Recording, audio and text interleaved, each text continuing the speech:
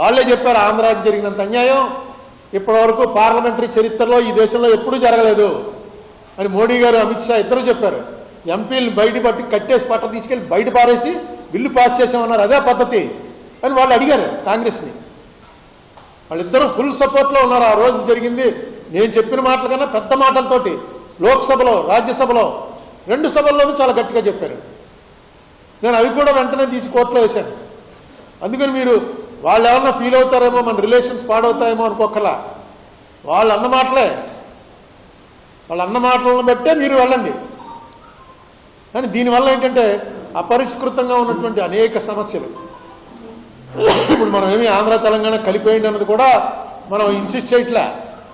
కనీసం అందులో AP reorganisation యాక్ట్లో ఏవైతే పెట్టారో అది ఫుల్ఫిల్ చేయాల్సిన బాధ్యత కేంద్ర ప్రభుత్వం మీద ఉంది. పార్లమెంట్లో క్వశ్చన్కి ఆన్సరే చెప్పేశాడు, మాకేం లేదండి మధ్యవర్తిత్వం, మేము మిమ్మల్ని అడగగలం తప్ప ఇది చెయ్యాలి అని మేము అనలేమని. అంటే ఈ యాక్ట్ ఇంప్లిమెంట్ చేసే పవరు కేంద్రానికి ఉందా రాష్ట్రాలకు ఉందా? పార్లమెంట్లో చేసిన యాక్ట్. ఇటీవల ఏదో డీలిమిటేషన్ మీద సబ్జెక్ట్ వస్తే ఆ సబ్జెక్ట్లో కూడా కేంద్ర ప్రభుత్వం మన సుప్రీంకోర్టు వారు క్లియర్గా చెప్పారు. ఏమనంటే నిజమే, ఇన్నేళ్ళు అయిపోయింది, వాళ్ళ కోరికలు ఏం తీరట్లేదు, వీళ్ళు కోర్టుకు రావడం సమంజసమే, కానీ కాశ్మీర్తో దీన్ని పోల్చడం కరెక్ట్ కాదు. కాశ్మీర్లో డీలిమిటేషన్ ఎలా చేస్తున్నారండి?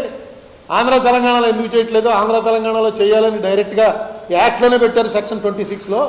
మాకు చేయకుండా కాశ్మీర్కి ఒక్కదానికి ఎలా చేస్తున్నారని అడిగినప్పుడు కేంద్రం వారు సింపతి డైరెక్ట్గా అన్నారు, మీ సెంటిమెంట్ మాకు అర్థమైంది, మీ సెంటిమెంట్ అని తప్పు అని కూడా మేము అనలేము, కానీ